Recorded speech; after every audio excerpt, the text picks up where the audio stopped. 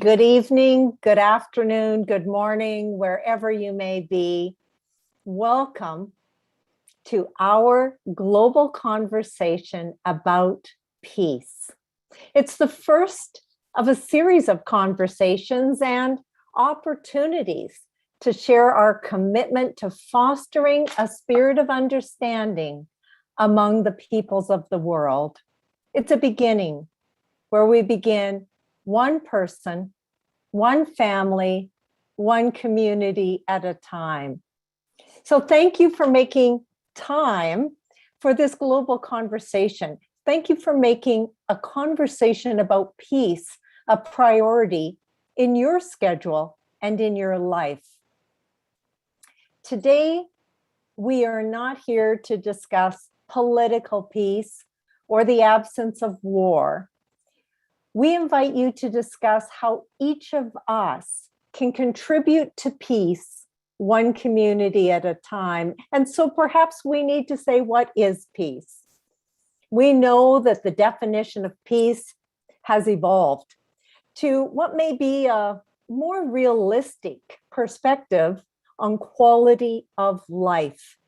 Do we live in a community, in a society in which we can leave our homes and not fear for our lives? Do we have security, or are we threatened? Can we be at peace in our communities where we volunteer, work, live, and where we seek to achieve our potential as equal partners in this human race? Are we equal partners? Are we marginalized or restricted by unjust barriers? Are we unknowingly or inadvertently creating the barriers or the restrictions that harm or limit others? Reflect upon your quality of life for a moment. Is your day filled with peace or distress? Equity or inequity? Inclusion or exclusion? These are terms that describe truly our relationships with others, our relationships. I know you might have thought we were going to dive into the relationships of one sovereign nation with another sovereign nation, but we're not here for the political discussion today. We're here to talk about our relationships with each other, perhaps at work, perhaps in our civil societies, or our extended families. But regardless of the location, peace or distress are the products of our relationships, the product of how we connect with each other, the product of our day-to-day treatment of those around us in relationship with us. That means that we, you and I, as individuals and as families and as communities, we can have an impact. We can strive for more peaceful family relationships, community relationships. We can build peace because we can change our relationships to create environments of peace and harmony rather than distress and disharmony. We can do this. We can not only begin by discussing peace and harmony now in this session, discussing inclusion and equity, but we can also create peace and harmony by taking action. We can support each other We can do this now, and we can prepare to make a difference, one community at a time, on September 21st, on the International Day of Peace. But when we make this commitment, we also have to accept responsibility for doing each day that which we can do to create this world, this environment, the family, the community in which we want to live and in which we want our children to live. Now, I would like to set the stage by asking you to think about what it might mean to be a messenger of peace. And let's do that by sharing a very short video, Messenger of Peace.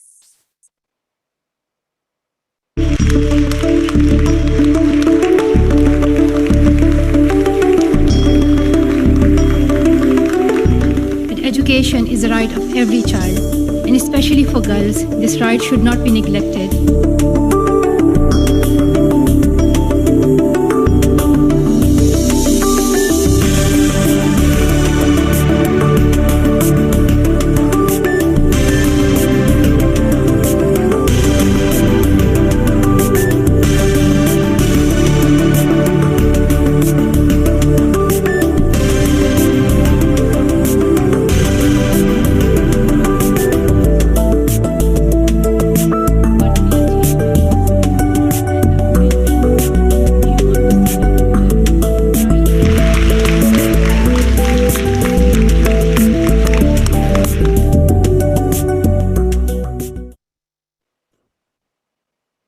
We have all heard the story of Malala, who certainly is a messenger of peace and has set forth her concerns for equity, for inclusion, in her case, for girls and women, but truly for all people.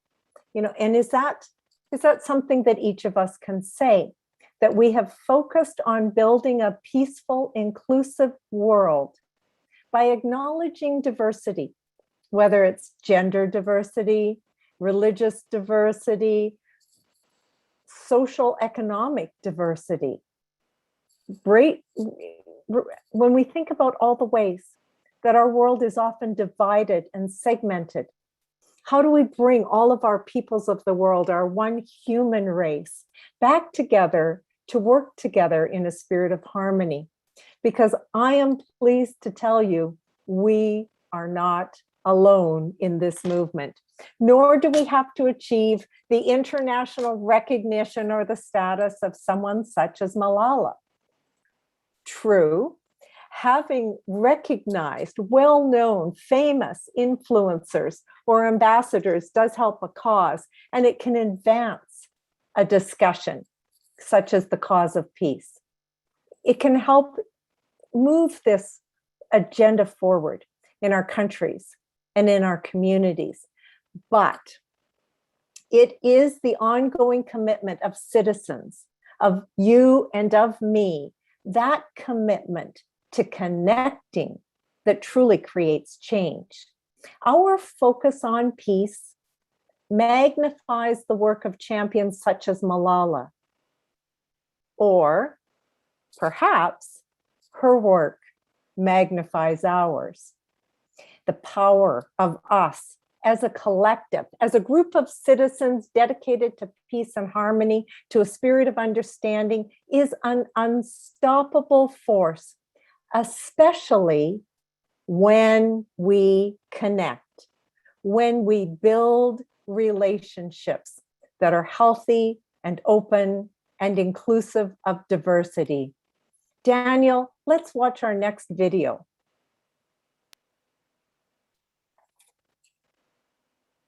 We live in a connected universe.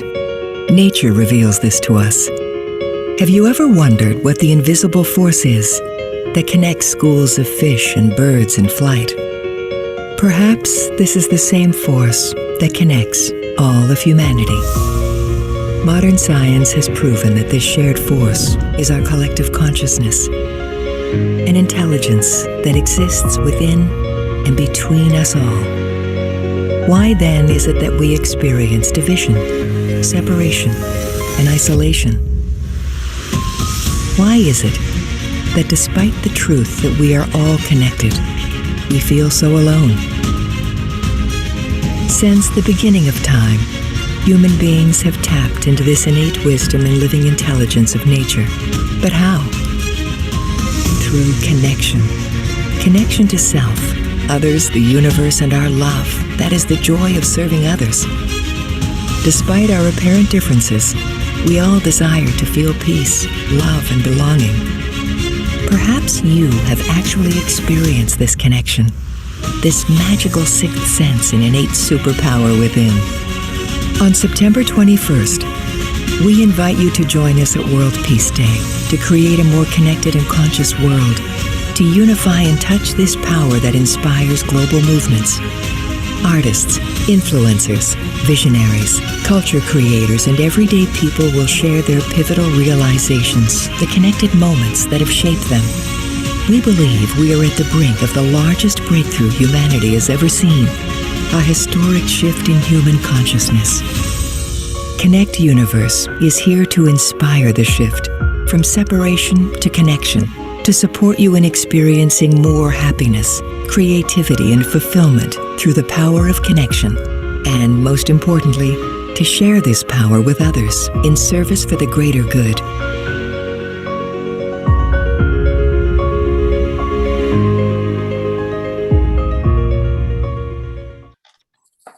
Today, we are so privileged to have joining us, connecting with us on this conversation, a brilliant gentleman who has devoted his life to philanthropic work, much as many of you have. I'm very pleased to welcome to our global conversation about peace, Sam, behind the video you just saw. Tell us about your work, Sam, and about the video that we just saw. Well, first, I'm so honored to be here, and I just can't say enough about how great the Lions are, what a privilege it is to be here addressing Lions around the world, and having the privilege of having met you, Vice President Patty. You are a beautiful, amazing speaker, tremendous passion, care about people, and it just shines through, and it's just an honor for me to be here. What I will say is that I have had a lot of fun. About age 8, I knew I wanted to do service, and I now realize basically that was probably sent to me by a higher power, and I'm just honored to. I tell everybody I'm sitting in the back of a bus trying to keep up, and so, but I've had a lot of fun. And when you look back over 50 years of service, quite a lot has happened. And I haven't changed a bit. I'm still energetic, enthusiastic, and you can't bat me away with a stick. Our mission is to help create and build a more connected and conscious world, as the video said. And from my viewpoint, I'm honored to be part of a really dramatic, collaborative team. And then how great is it to have the privilege of connecting with other global partners who can make a difference. And all of those of you who are listening to this, we can sit here and talk, but you are the most important. Everybody who's listening to this in your neighborhood, in your community, that's where peace begins. And it begins by going to you beyond what you're a little comfortable to do. You tend to gravitate to the people you know because they share your beliefs. The exciting part of world peace is one-on-one. For you to go somebody who has different beliefs, different culture, different religion, different beliefs, and just go to them and understand that each of us is struggling. No matter how famous or busy, whatever you are, no matter how poor, no matter how rich, people are always struggling. Everybody has their problems and needs. And that is the basis of empathy and compassion for everyone. And that's the message to me that begins world peace. And whoever people that I have such a privilege talking to around, probably someone on every continent and some number of hundreds and hundreds of Lions clubs, what you're doing in your community is the basis of world peace. And it just starts one-on-one. And so for whatever reason, I start playing with numbers. So I always make up big numbers. And then it's fun because then you have to create a system to achieve those numbers.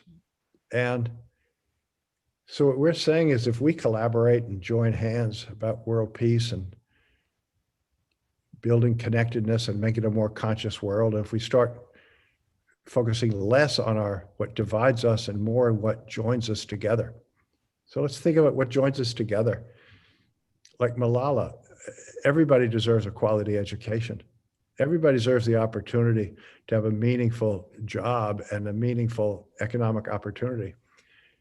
Everybody has the need and desire to have a decent shelter and decent food. That's what it's all about.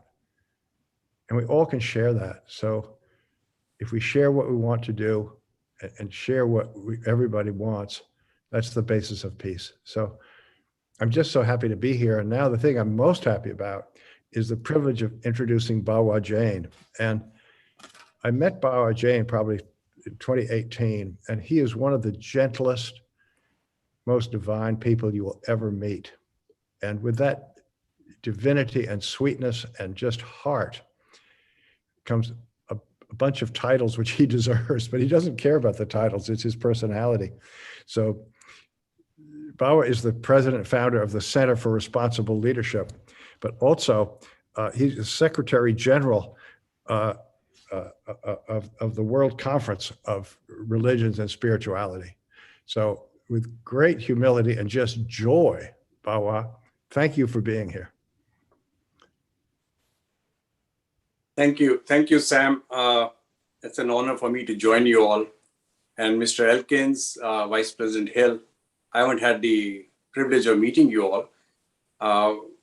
But if you are engaged in this work, then I can honestly say that we are kindred souls, kindred spirits. We feel in the same way. I know a little bit about the Lions. Growing up as a young child in India, I was privileged to be part of a Cubs, the children of the Lions. And even as a young child, being the Cubs, we were, because of what the service projects that we are engaged in, we were invited to meet the then Prime Minister of India, Indira Gandhi. So, that was the power of the Lions Club network and how the children are nurtured from an early on into the foundations of giving, of serving, of supporting. So any occasion I have, I will always say, I salute and kudos to the Lions Club that has continued through all this time, through all the turbulations, the trials, but they have stood firm. So when Sam, Sam has a personality which is really so infectious that when he wants something, he's going to make sure he gets it. And he just called me literally, Bawa, you have to be on the call. I said, Sam, he said, no, you have to be on the call. I'm telling you, he won't take no for an answer. So here I am. But, the subject of international peace, I've been involved with the United Nations some 30 years. I served as the Secretary General for the Millennium Summit. And there we created the World Council of Religious Leaders. And of late, I have created the Center for Responsible Leadership. And if you look at all that we are doing, earlier today, I was recording for something else. And what all we are seeking is pursuit of peace. Now, what is peace? Each one has a different notion and definition for themselves. But at the core of it, in my opinion, is, first of all, is getting to know one another, understanding the differences amongst each other, learning what is sacred to each other, why it is sacred. So I have a task of all you people, with all the Lions Clubs internationally, launch a campaign. Ask each person that within the next 30 days, get to know one other person from another religion, understand from them what is sacred to them, why it is sacred, and understand their culture. I can tell you that soon this will have a ripple effect, and very quickly, this will spread throughout the world just because of the network, the lines that exist. And one may be a small number, but I want to begin small, achievable. There's not tasking you too much. One person a month, that's all I'm asking. Understanding. What will it do? It will build in you the foundations of mutual respect and understanding, of getting to know the other. Because a lot of time, the misunderstandings that we have in our communities, in our societies, is because of our lack of understanding of knowing the other, what is sacred. Make that a task if you can. Second, commit a random act of kindness. Every day of your life, make it a point that today I am going to just randomly, whatever comes, act of kindness. You know what it will do? The moment you give of yourself, because in my opinion, the greatest joy is not in receiving, but in giving. If you give something, the levels of dopamine and serotonin in you will rise up, and it will improve your own health. The inner foundations of peace get built when we are in harmony with our inner self. So bring yourself to the state of just giving, giving, and giving. Sharing, sharing, and sharing. Don't worry about if somebody acknowledges you or says a good word about you. Not important. Ultimately, what is important is between you and the Creator. They know what you're doing. Whether you're recognized here or not important.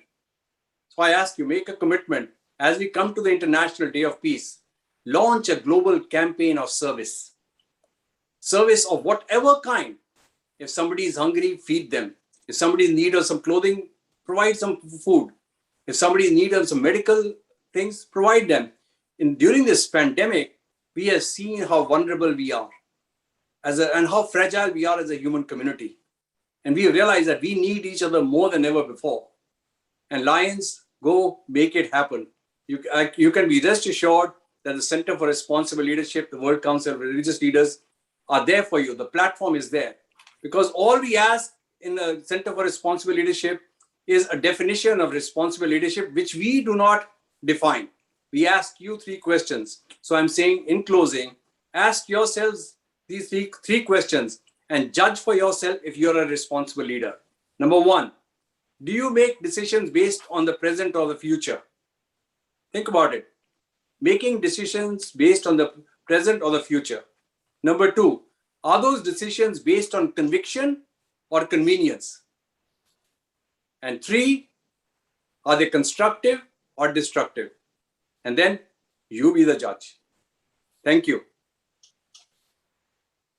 Thank you so very much, Bawa. Sam, did you have one other guest with you today that you wanted to acknowledge as we work together? Well, Judy Otter is our Chief Operating Officer, and she is tireless, imaginative, and just makes things happen. And what a pleasure that is. And the other person I want to just salute to besides yourself is Daniel, who just seems to be a light bulb that won't quit. Well, Judith, thank you very much for joining us today. And I hope to have a chance to chat with you a bit more in one of our breakout rooms, which are coming up right now. We have just been challenged by Bawa, and he didn't even know that there was going to be a breakout room with a challenge. So I can tell that our paths are running in the same direction. Our first breakout room today is an opportunity for you to be in a smaller group conversation, to share how inclusive your group, whether you want to focus on family, your Lions Club, other groups you belong with, your workplace, your community, but share how inclusive your group or community truly is. Do you represent your community's demographics? Do you have a cross section of people from different religious backgrounds, cultural backgrounds, experiences in life, different gender or age demographics?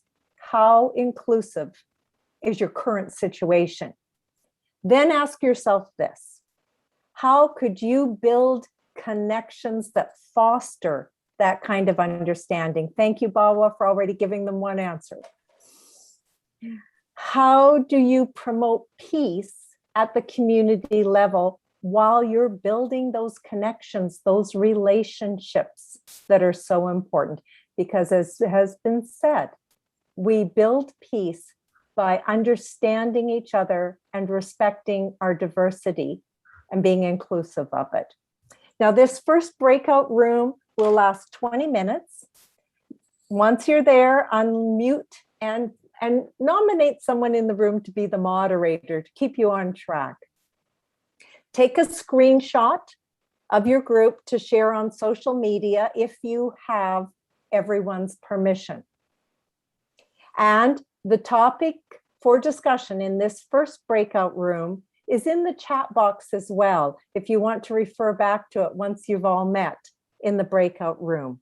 So use this time now to rekindle your commitment and inspiration.